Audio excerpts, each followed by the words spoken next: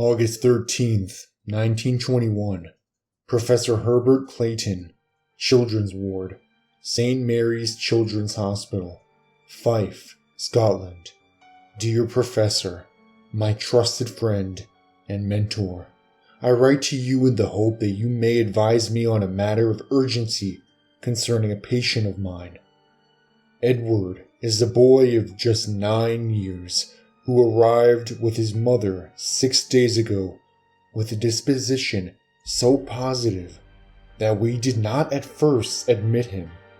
This did not last long.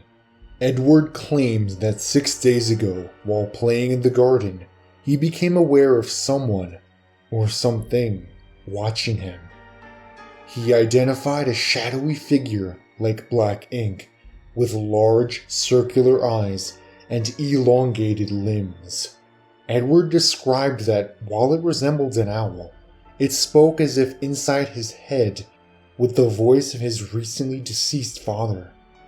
The voice apparently told Edward that it would come for him in 7 days to take him to the Desolate Plain, a place name that I am unfamiliar with. Its mere mention brought Edward into a fit of hysteria. His condition has deteriorated quickly in the last few days. The boy has become convinced that the shadowy figure has returned and is moving closer each time towards him. The delusion appears to have some connection to mirrors and glass, both of which Edward has banished from his room. I write to you, Professor, because on the final night of Edward's imaginary deadline, I went to check upon the boy and found that he was not alone in his bedroom. I could discern only 2 things in the moonlight, each of them a slight I shall take to the grave. First, a figure whose retracting limbs cracked like broken wood as it moved into the shadows.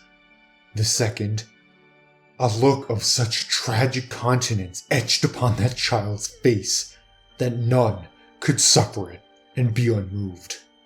I heard your voice from the shadows, emanating from 2 round eyes that glinted and lost themselves like waves upon a black sea.